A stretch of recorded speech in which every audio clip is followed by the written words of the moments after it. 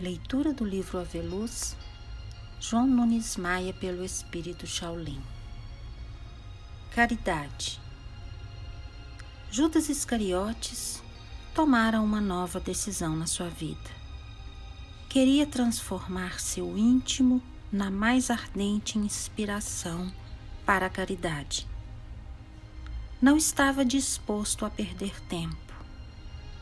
Pelo que tinha ouvido de nosso Senhor Jesus Cristo, não haveria outro caminho para a salvação a não ser a caridade.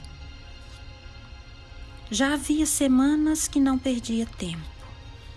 Estava visitando enfermos, procurando resolver problemas alheios, doando algumas vestes para os desprevenidos delas, consolando corações tristes.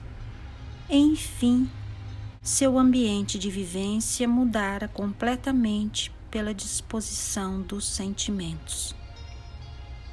Os companheiros falavam entre si sobre a mudança de Judas. Sua feição se transformara da noite para o dia, dando até uma gota de alegria aos outros discípulos.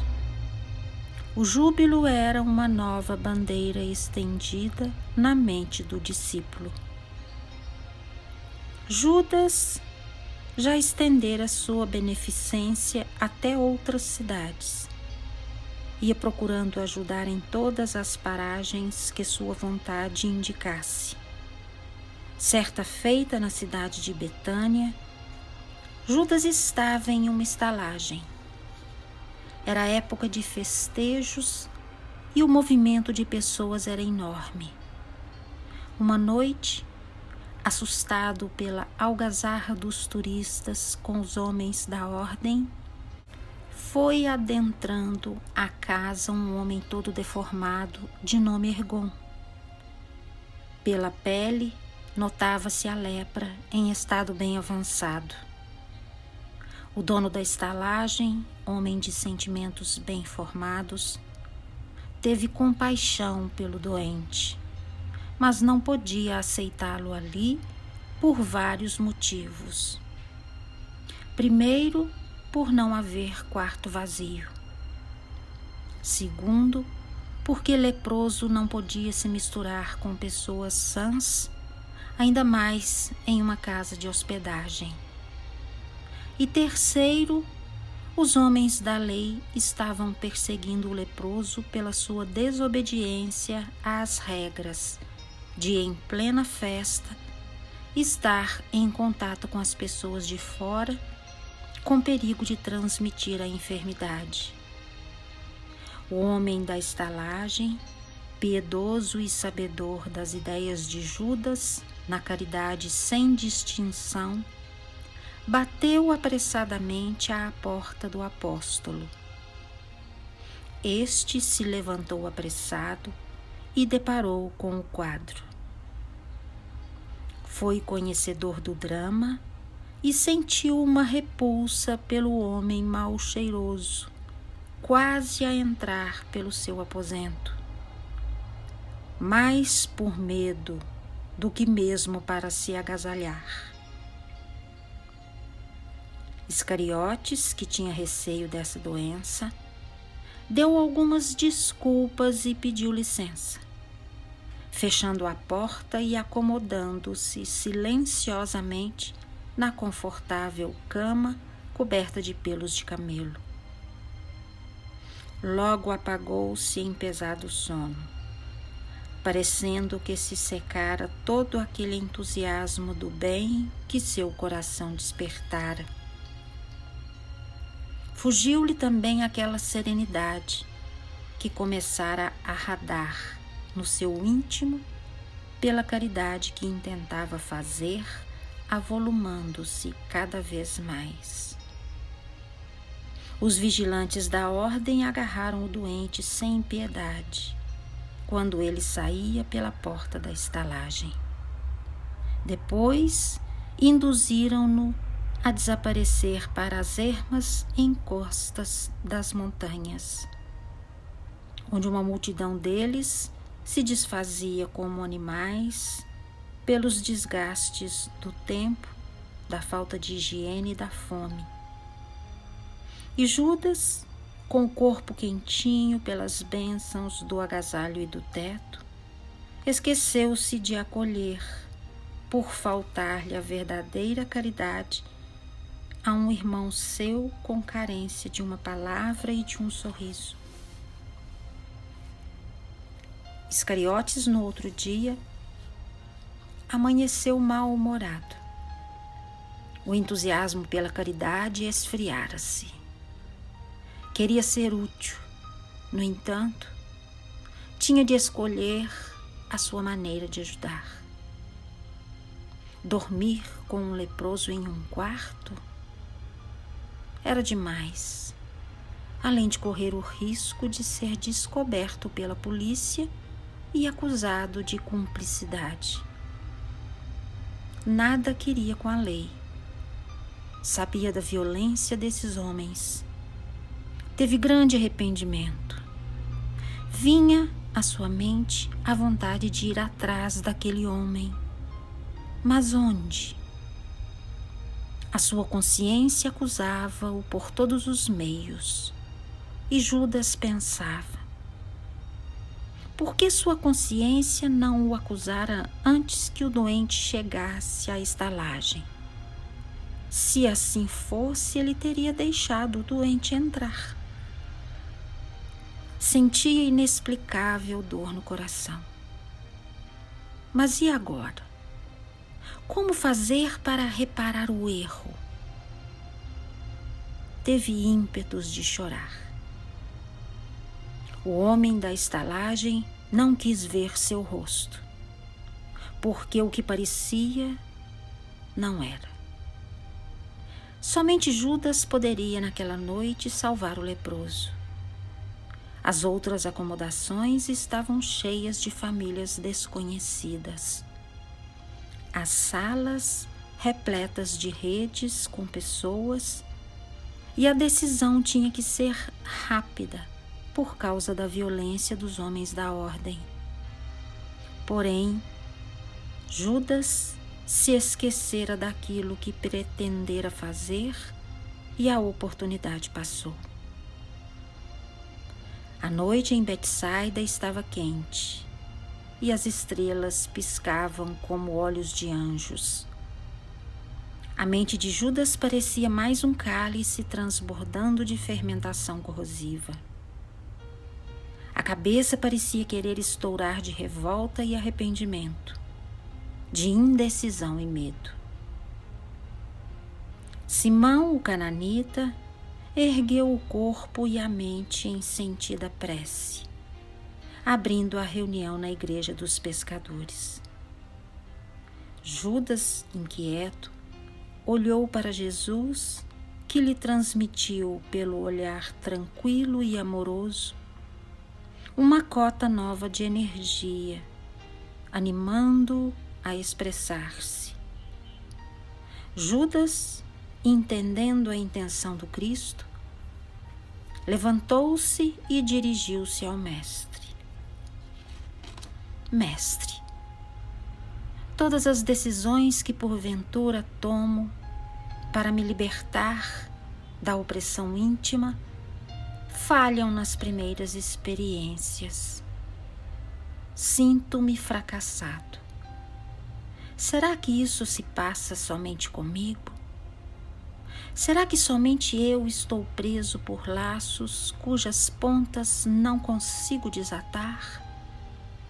Eu te peço, Senhor, que me dê uma orientação de como me erguer nos caminhos difíceis da caridade. O Cristo, imensamente compadecido de Judas, deixou transparecer na feição certa melancolia, que se misturou com bondade e recorreu às palavras.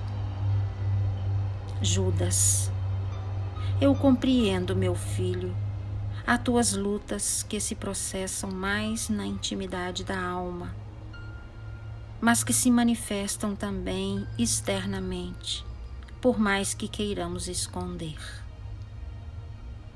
É força que se esvai espontaneamente. Tu estás em um estado depressivo que não condiz com a caridade. Porque ao entrares em contato com teus semelhantes, eles já herdam de ti tuas vibrações negativas. Entre mentes, temos meios de lutar e continuar a lutar, buscando a felicidade. Quando surgem em tua mente ideias de transformação, coloca-as em prática imediatamente. Mas, com a mesma pressa, esfria-te com o trabalho divino. A tua fraqueza no bem procede de indecisões, por não alcançar no momento o discernimento que precisas ter no caminho da luz. Tu estás sendo a pessoa faminta que, ao se deparar com comida, come demais. E tal impulso a faz ficar novamente sem alimento. Pensa no equilíbrio das emoções, sejam elas quais forem. Quando fores fazer uma grande caminhada, somente podes ir passo a passo. Quando fores conhecer um texto sagrado, analisa palavra por palavra, assunto por assunto. Quando fores escutar alguém sobre qualquer tema, registra nos aparelhos auditivos, som por som. Quando fores te alimentar, só pode fazê-lo bocado por bocado. Essa é uma lei para tudo e para todos, em sequência universal. Como queres fazer a caridade, beneficiar os outros de uma maneira que não suportas? Todo exagero é caminho para a desistência, e quase sempre, na hora em que devias fazer a verdadeira beneficência, tu foges com medo das consequências.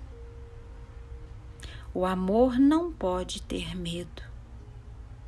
Quando nos agregamos à ideia de sermos úteis por caridade, os pensamentos de bem-estar, de conforto, de orgulho, não devem tomar o lugar da beneficência, para que não nos esfriemos nos processos de caridade elevada. Judas, procura aparar as arestas dos teus próprios pensamentos, escolher a hora em que eles vão se transformar em ideias e depois examina o momento em que eles poderão se transmutar em atos, pois assim ficará mais fácil a prática do bem. Todas essas revoltas são carências de seleção nos princípios do raciocínio. Podes fazer muita caridade pelas possibilidades que tens no coração. O modo pelo qual exercitas essa virtude é que tem de mudar. Avança devagarinho, mas sempre. O tempo não exige que tu dispares nas reformas. No entanto, pede que não pares nos caminhos. Quem corre desesperado cansa logo, e quem anda vagaroso é que sempre alcança a meta com mais presteza e sem distúrbios. Tudo o que temos de bom, colocado por Deus em nós, haverá de ser despertado por nossas mãos. É o trabalho que nos compete realizar em nosso próprio benefício. Não serás nécio como muitos, nem violento como alguns. A caridade é o mesmo amor que viaja aproveitando metodicamente todos os meios que a vida oferece e que tem como vigilância o bom senso, para que o exagero não a mude de nome. Judas estava atento à palavra do Senhor. Bebia todas as experiências de Jesus e pretendia começar novamente o trabalho que esfriara em seu coração. O Cristo altivo, ardendo em sabedoria, avançou seu raciocínio. Judas, a caridade na sua feição mais fácil de doar alguma coisa material aos outros, nos parece transitória, quando não é acompanhada pela doação íntima. Todos os companheiros que se iniciam ou que se dispõem a ajudar somente no campo exterior, logo se esfriam nas suas decisões por falta de conteúdo nos alicerces do coração. Foi a própria caridade que te visitou usando um leproso. Pela tua indecisão, fizeste o doente sofrer mais. Para servir, temos de renunciar à cama, ao sossego, ao descanso, às vestes, para que sirvamos de instrumento dos anjos a serviço de Deus. Falaste que a consciência deveria acusar antes do ocorrido. Isso é impossível, pois ela é, por assim dizer, um tribunal dentro de nós, e um juiz só pode julgar depois dos fatos. Todavia, nós mesmos, usando da inteligência e dos sentimentos, é que devemos policiar nossas atitudes para não cairmos em tentações que favorecem o desleixo espiritual e o descuido dos nossos deveres. Judas, não te condeno por nada, meu filho. Eu te quero como parte do meu coração e espero em ti grandes coisas para o futuro. Haverás de erguer-te mesmo no meio das incompreensões, mesmo sendo apedrejado, escarnecido, queimado e vendido como um pária, banido das mentes como inconveniente para a sociedade. Eu te amo e disso te darei provas. Sabemos, por conhecermos as leis de Deus mais de perto, que somente a dor, em todas as suas linhas de instrução, nos levará à verdadeira caridade, dotando-nos de amor, proporcionando-nos aquele amor que irradia sem cogitar de preços e de exigências. Não temas, Judas, as doenças da carne.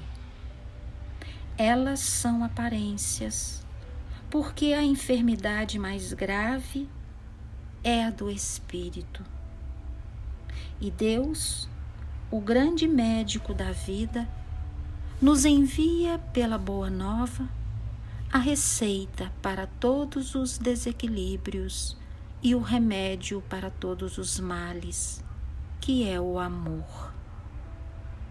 Vamos amar, que diante desse exercício divino desconheceremos todas as doenças e passaremos a ver em todas as criaturas e em nós mesmos o reflexo da amplitude divina. Judas, cultiva a oração com humildade e vamos trabalhar de mãos dadas em busca de Deus, amando-o sobre todas as coisas, que depois haveremos de sentir a necessidade de amar ao próximo, onde encontraremos mais vida. Que Deus te abençoe.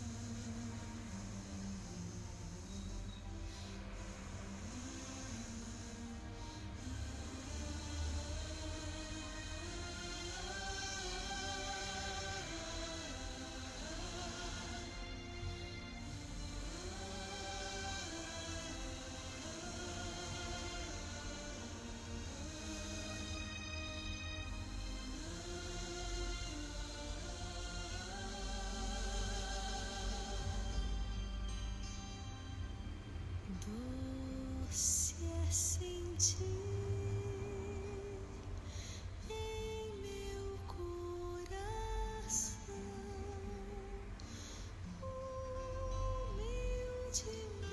humildemente vai nascendo amor. Doce é saber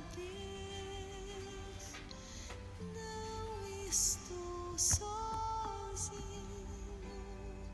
sou uma parte de uma imensa vida que generosa reluz em torno a mim. Imenso dom do teu amor sem fim, que generosa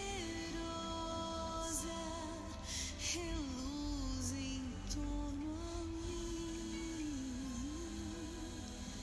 Imenso dom do teu amor sem fim.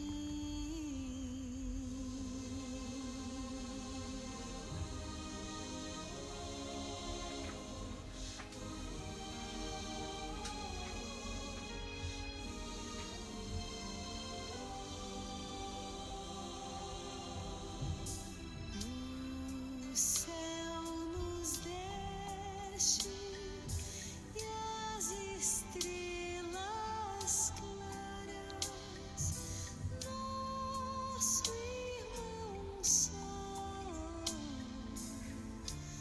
nossa irmã lua,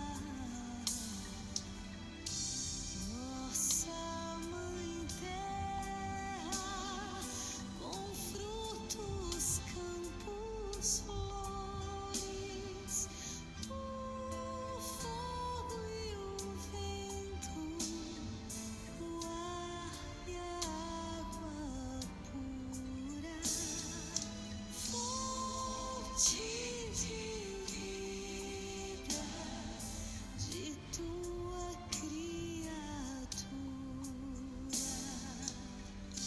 que generosa reluz em torno a mim. Imenso dom do teu amor sem fim, que generosa reluz em torno a mim. Imenso dom do teu amor sem fim.